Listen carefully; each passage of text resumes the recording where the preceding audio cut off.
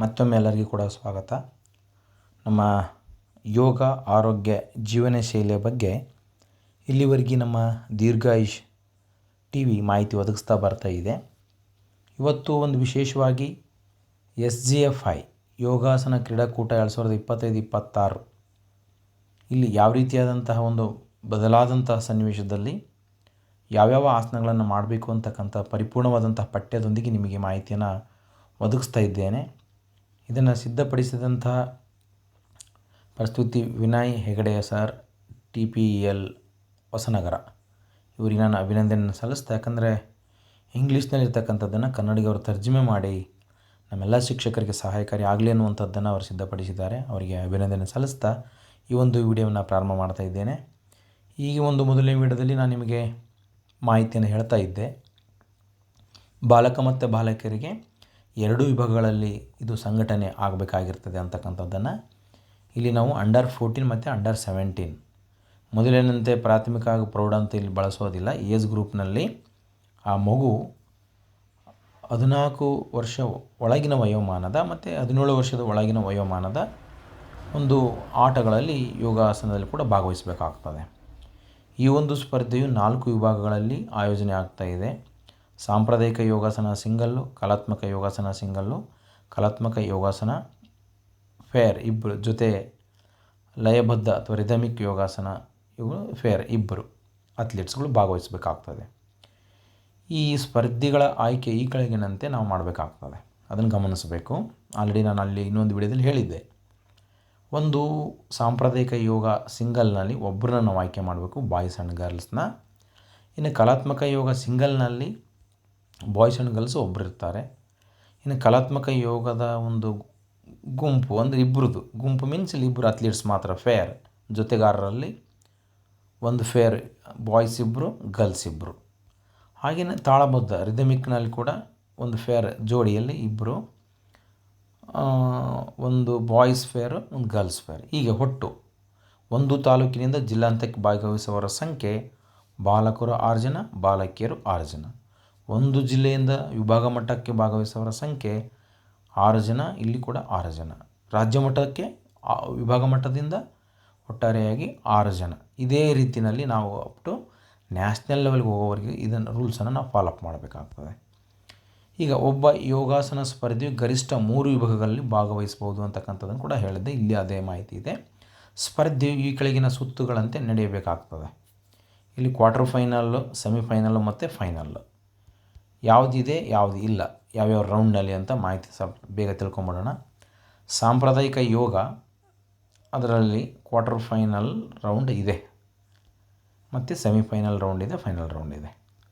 ಇನ್ನು ಕಲಾತ್ಮಕ ಯೋಗದಲ್ಲಿ ಕ್ವಾರ್ಟರ್ ಫೈನಲ್ ಇರಲ್ಲ, ಸೆಮಿಫೈನಲ್ಲು ಮತ್ತು ಫೈನಲ್ ಇರ್ತದೆ. ಕಲಾತ್ಮಕ ಯೋಗಗಳ ಫೇರ್ ಜೋಡಿಯಲ್ಲಿ ಕ್ವಾರ್ಟರ್ ಫೈನಲ್ ರೌಂಡ್ ಇಲ್ಲ, ಇನ್ನು ಉಳಿದಂತೆ ಸೆಮಿಫೈನಲ್ ರೌಂಡು ಮತ್ತು ಫೈನಲ್ ರೌಂಡು ಅದು ಇರುತ್ತೆ.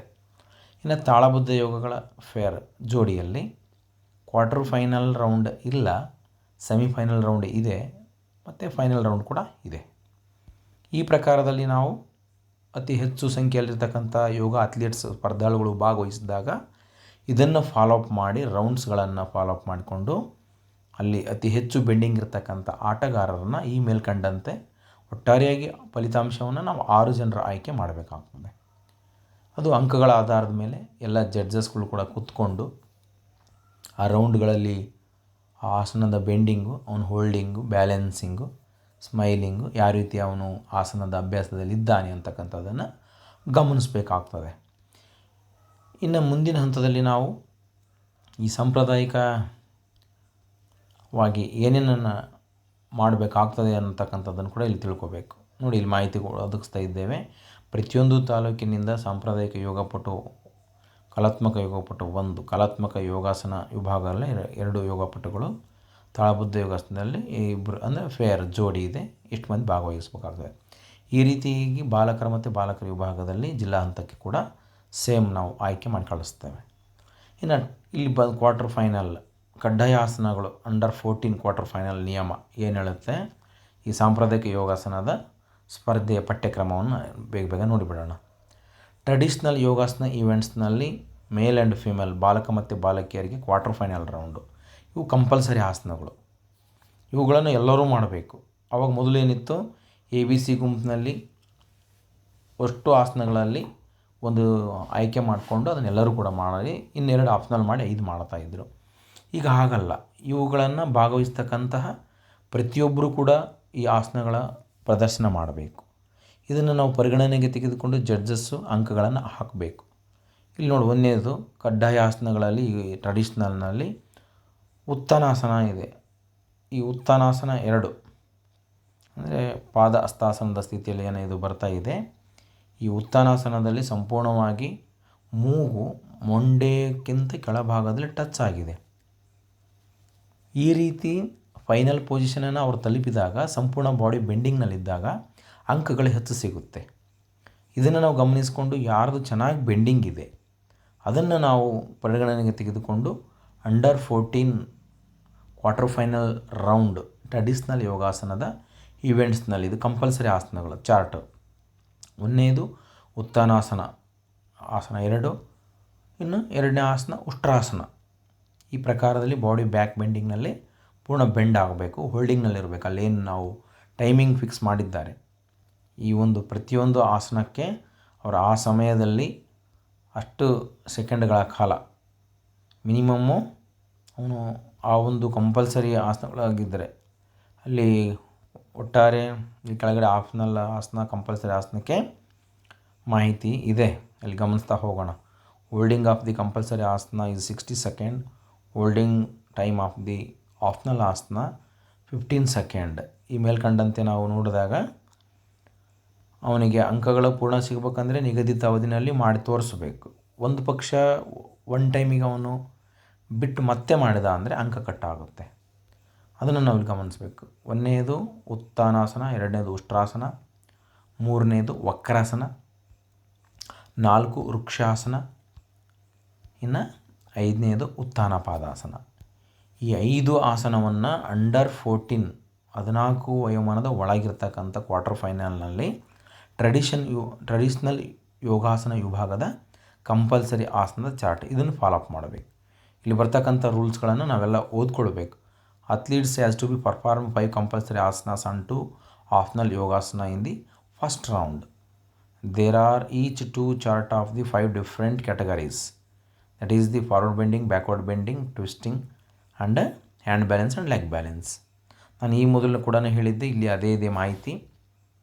5 ಕಡ್ಡಾಯ ಆಸನಗಳನ್ನು ಮಾಡಲೇಬೇಕು, 2 ಆಪ್ಷನಲ್ ಆಸನ. ಆ 2 ಆಪ್ಷನಲ್ ಆಸನಗಳು ಏನಂತ ಹೇಳಿದರೆ ಅಲ್ಲಿ ಕೊಟ್ಟಂತಹ ಸಿಲೆಬಸ್ನಲ್ಲಿದೆ. ಆ ಒಂದು ಪ್ರತಿಯೊಂದು ABCDE ತನಕನೂ ಅದನ್ನು ಇಲ್ಲಿ ಫಾಲೋಅಪ್ ಮಾಡಲೇಬೇಕು. Athletes select these 2 optional asana from the different category only for ABC category of the optional asana can be performed in the first round. ABC 3 ಗುಂಪಿನಲ್ಲಿ ಅವರು ಆಯ್ಕೆ ಮಾಡಿಕೊಂಡು ಅವರು ಈ ಒಂದು ಫಸ್ಟ್ ರೌಂಡ್ನಲ್ಲಿ ಆಪ್ಷನಲ್ 2 ಆಸನಗಳನ್ನು ಮಾಡಬೇಕು. ಇದು ಮೇಲಿಂದು ಎಲ್ಲರಿಗೂ ಕೂಡ ಇದು ಕಡ್ಡಾಯ, 14 ವರ್ಷದ ಬಾಲಕ ಮತ್ತು ಬಾಲಕಿಯರಿಗೆ ಇವಿಷ್ಟು ಆಸನಗಳನ್ನು ಕಡ್ಡಾಯವಾಗಿ ಅವರು ಮಾಡಲೇಬೇಕಾಗ್ತದೆ.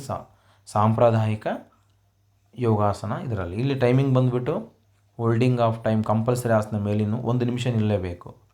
ನಾನು ಆಲ್ರೆಡಿ ಇದನ್ನು ಜಡ್ಜ್ ಆಗಿ ನಾನು ಇದೇ ಸೇಮ್ ರೂಲ್ಸ್ನ ನಾವು ಕರ್ನಾಟಕ ಯೋಗಾಸನ ಕ್ರೀಡಾ ಸಂಸ್ಥೆಯದು ಕೂಡ ಸಿಲೆಬಸ್ ಹೀಗೆ ಇದೆ. ಅಲ್ಲಿ ನಾವು ಜಿಲ್ಲಾ ಹಂತದ ಜಡ್ಜ್ ಆಗಿ ಹೋದಾಗ ಕೌಂಟ್ ಮಾಡ್ತಾ ಹೋಗ್ತೀವಿ. ಅವನು ಕಂಪಲ್ಸರಿ 1 ನಿಮಿಷಗಳ ಕಾಲ ಆಸನದ ಹೋಲ್ಡಿಂಗ್ನಲ್ಲಿ ಇರಲೇಬೇಕು. ಶೇಕ್ ಮಾಡಬಾರ್ದು, ಮೂಮೆಂಟ್ ಇರಬಾರ್ದು. ಫೈನಲ್ ಪೊಸಿಷನ್ನಲ್ಲಿ ಆಸನದಲ್ಲಿ ಬೆಂಡಿಂಗ್ ಅವನು ನಿಂತರೆ ಅದನ್ನು 1 ನಿಮಿಷ ಕಾಲಾವಧಿಯಲ್ಲಿ ಅವನು ಪೊಸಿಷನಲ್ಲಿ ಹಾಗೇ ಇದ್ದರೆ ಪೂರ್ಣ ಅಂಕ. ಅಲ್ಲಿ ರೂಲ್ಸ್ ಇದೆ, ಅಂಕಗಳನ್ನು ಹೇಗೆ ಕೊಡಬೇಕು, ಡ್ರೆಸ್ ಕೋಡು, ಹ್ಯಾಂಡ್ ಬ್ಯಾಲೆನ್ಸ್, ಲೆಗ್ ಬ್ಯಾಲೆನ್ಸ್ನಲ್ಲಿ ಮೂಮೆಂಟು, ಅವನು ಯಾವ ರೀತಿ ಆಸನದ ಒಂದು ಪೊಸಿಷನ್ ತಲುಪಿದ್ದಾನೆ, ಇವೆಲ್ಲವನ್ನು ಪರಿಗಣನೆ ಮಾಡಿಕೊಂಡು ಜಡ್ಜಸ್ ಅಲ್ಲಿ ಅಂಕಗಳನ್ನು ನೀಡ್ತಾರೆ. ಇನ್ನು holding of time of the optional ಆಸನಕ್ಕೆ 15 ಸೆಕೆಂಡು.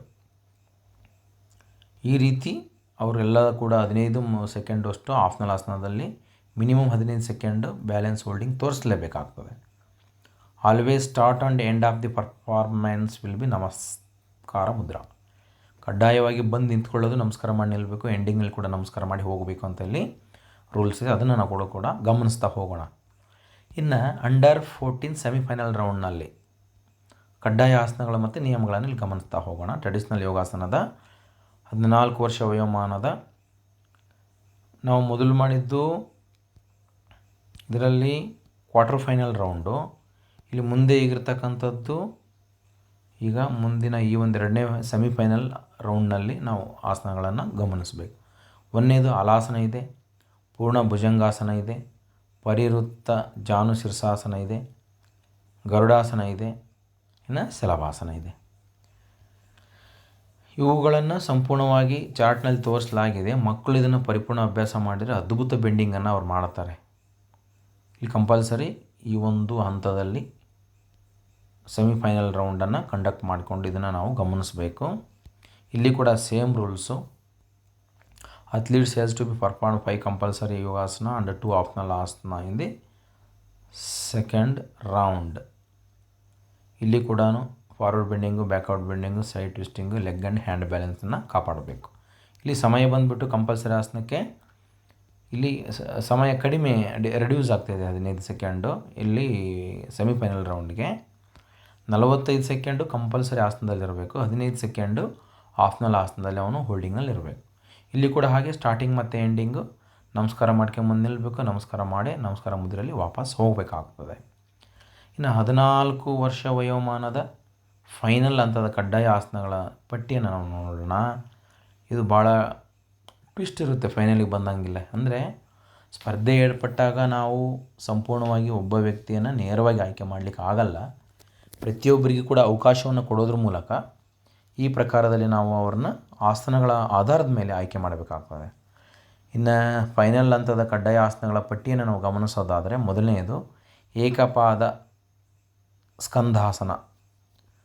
ಓಕೆ, ಸಂಪೂರ್ಣವಾಗಿ ಬೆನ್ನಿನ ಹಿಂದೆ ಕಾಲನ್ನು ಹಾಕಿಕೊಂಡು ನಮಸ್ಕಾರ ಮುದ್ರೆಯಲ್ಲಿ ಒಂದು ಕಾಲನ್ನು ಚಾಚಿ ಈ ಆಸನದ ಪೊಸಿಷನನ್ನು ನಾವು ತಲುಪಬೇಕಾಗ್ತದೆ. ಇನ್ನು ಪೂರ್ಣ ಚಕ್ರಾಸನ, ಇದು ಸ್ಟ್ಯಾಂಡಿಂಗ್ನಲ್ಲಿ ನಿಂತ್ಕೊಂಡು ಹಿಂದಕ್ಕೆ ಬೆಂಡ್ ಆಗ್ತಕ್ಕಂಥದ್ದು, ಅಥವಾ ಮಲಗಿಕೊಂಡು ಸಂಪೂರ್ಣವನ್ನು ಬಾಡಿಯಾಗಿ ಮೇಲೆ ಎತ್ಕೊಂಡು ಈ ರೀತಿ ಪೂರ್ಣ ಚಕ್ರಾಸನವನ್ನು ಹಿಂದೆ ಬಾಗಿದಾಗ ವೀಲ್ ಪೋಶ್ಚರ್, ಆ ಒಂದು ಹಸ್ತಗಳು ನಮ್ಮ ಹಿಮ್ಮಡಿ ಭಾಗಕ್ಕೆ ಮುಟ್ಟುವಂಥದ್ದು ಪೂರ್ಣ ಚಕ್ರಾಸನ. ಇನ್ನು ಕುಕ್ಕುಟಾಸನ, ಪದ್ಮಾಸನದ ಒಳಭಾಗದಲ್ಲಿ ಕೈ ಹಾಕಿಕೊಂಡು ಹ್ಯಾಂಡ್ ಬ್ಯಾಲೆನ್ಸ್ ಕಂಪಲ್ಸರಿ, ಹಸ್ತಗಳ ಮೇಲೆ ದೇಹದ ಭಾರ ಬಿಡ್ತಕ್ಕಂಥ ಕುಕ್ಕುಟಾಸನ. ಇನ್ನು ವೀರಭದ್ರಾಸನ ಅಂತ 3, ಪೂರ್ಣ ನಾವು ಒಂದೇ ಕಾಲಿನ ಮೇಲೆ ನಿಂತ್ಕೊಂಡು ಸರಳ ರೇಖೆಯಲ್ಲಿ ನಮ್ಮ ಕಾಲನ್ನು ಹಿಂದಕ್ಕೆ ಚಾಚಬೇಕು, ಕೈಯನ್ನು ಮುಂದಕ್ಕೆ ಚಾಚಬೇಕು.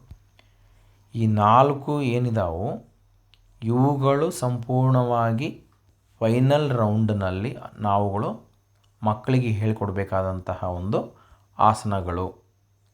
ಇವು ಬಹಳ ಸರಳವಾಗಿರ್ತಕ್ಕಂಥ ಆಸನಗಳು ಆದಾಗ್ಯೂ ಕೂಡ ಸ್ಪರ್ಧೆ ಅಂತಕ್ಕಂಥದ್ದು ಏರ್ಪಟ್ಟಾಗ ಸಂಪೂರ್ಣವಾಗಿ ಇಲ್ಲಿ ಹ್ಯಾಂಡ್ ಬ್ಯಾಲೆನ್ಸು, ಲೆಗ್ ಬ್ಯಾಲೆನ್ಸು ನೋಡಿ, ಟ್ವಿಸ್ಟಿಂಗ್ ಆಸನಗಳನ್ನು ಕೂಡ ಇಲ್ಲಿ ಕೊಟ್ಟಿದ್ದಾರೆ. ಇವು ಅಂಡರ್ 14 ವರ್ಷ ವಯೋಮಾನದ ಫೈನಲ್ ಹಂತದಲ್ಲಿ ನಾವುಗಳು ಕಂಡಕ್ಟ್ ಮಾಡುವಾಗ ಕಡ್ಡಾಯ ಆಸನಗಳನ್ನು ಈ ಪ್ರಕಾರದಲ್ಲಿ ಕಂಡಕ್ಟ್ ಮಾಡಬೇಕು. ಇದು ಟ್ರೆಡಿಷ್ನಲ್ ಯೋಗಾಸನ ಇವೆಂಟ್ಸ್, ಇದನ್ನು ನಾವುಗಳು ಗಮನಿಸಬೇಕು.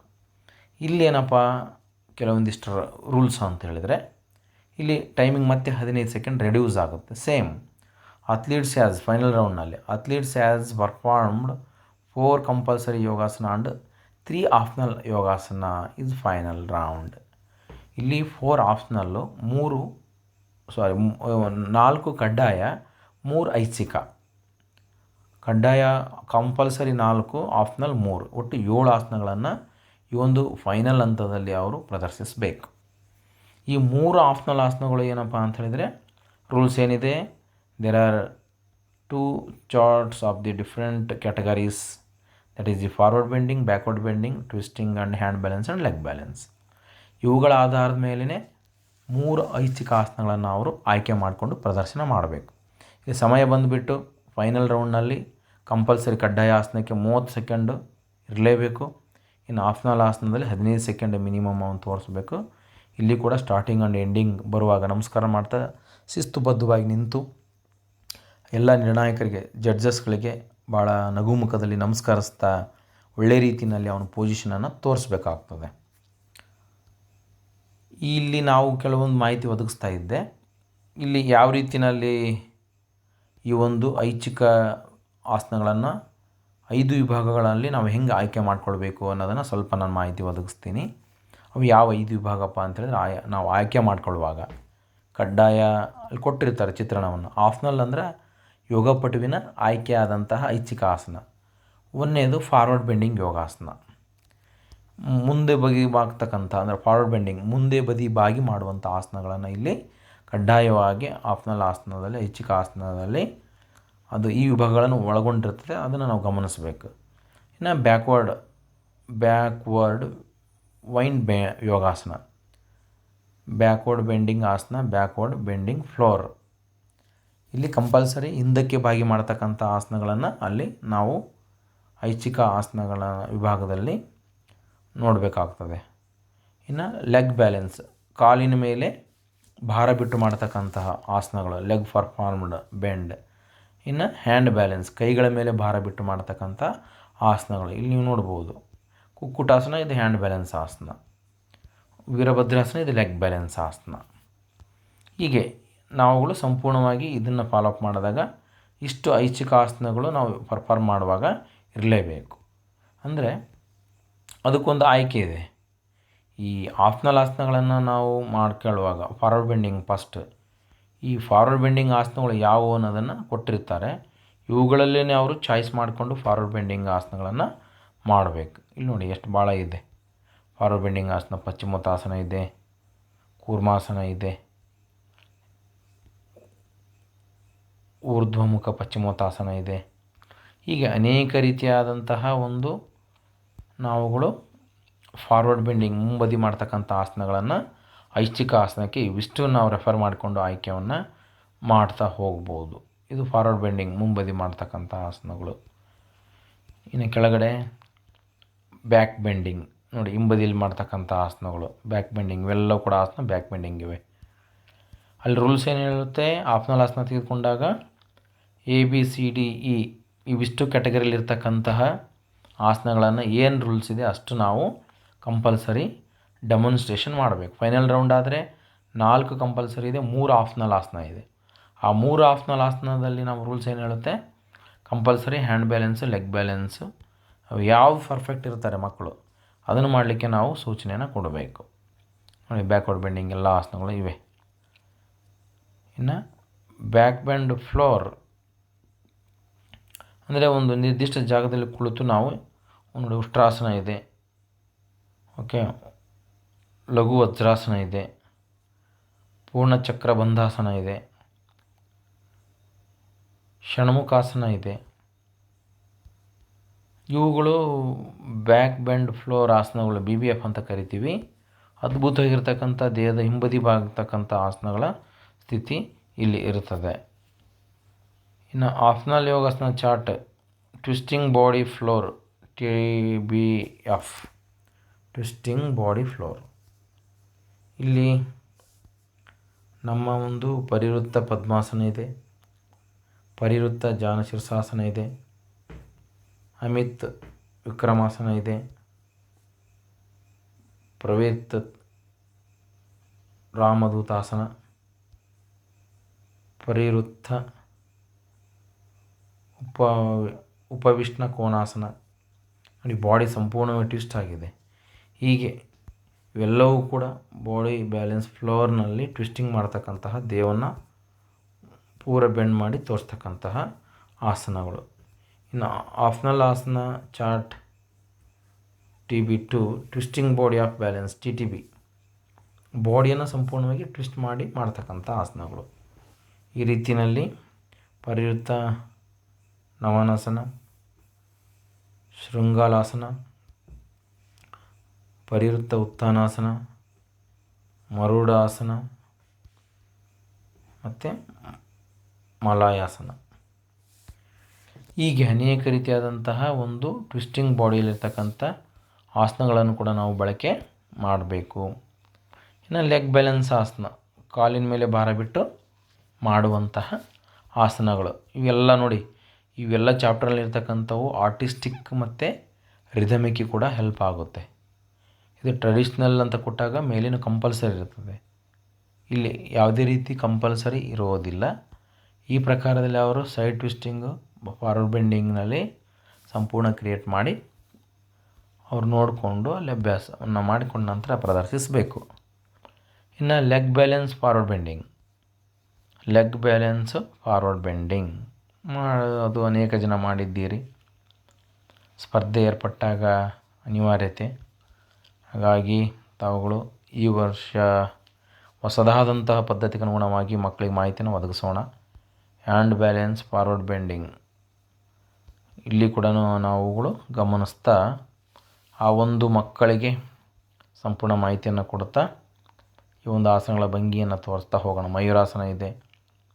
ಅನೇಕ ರೀತಿಯಾದಂಥ ಮಕ್ಕಳಿಗೆ ಇಷ್ಟವಾದಂಥ ಬೆಂಡಿಂಗ್ ಆಸನಗಳು ಇಲ್ಲಿ ಲಭ್ಯತೆ ಇದೆ. ಹಾಗೆಯೇ ಮುಂದೆ ಮತ್ತೆ ಹೋದಂಗಿಲ್ಲ ಈ ಪ್ರಕಾರದಲ್ಲಿ ನಾವು ಹ್ಯಾಂಡ್ ಬ್ಯಾಲೆನ್ಸ್, ಬ್ಯಾಕ್ವರ್ಡ್ ಬೆಂಡ್ ನೋಡಿ. ಹ್ಯಾಂಡ್ ಬ್ಯಾಲೆನ್ಸ್ನಲ್ಲಿ ಬ್ಯಾಕ್ವರ್ಡ್ ಪಿಂಚ ಮಯೂರಾಸನ ಆಗ್ಬೋದು.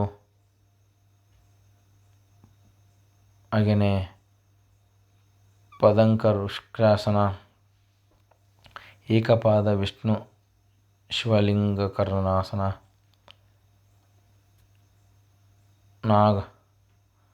ನಾಗಶ್ಚರ್ಮ, ಹೀಗೆ ಏನು ಅನೇಕ ರೀತಿಯಾದಂತಹ ಒಂದು ಬೆಂಡಿಂಗ್ ಇವೆ.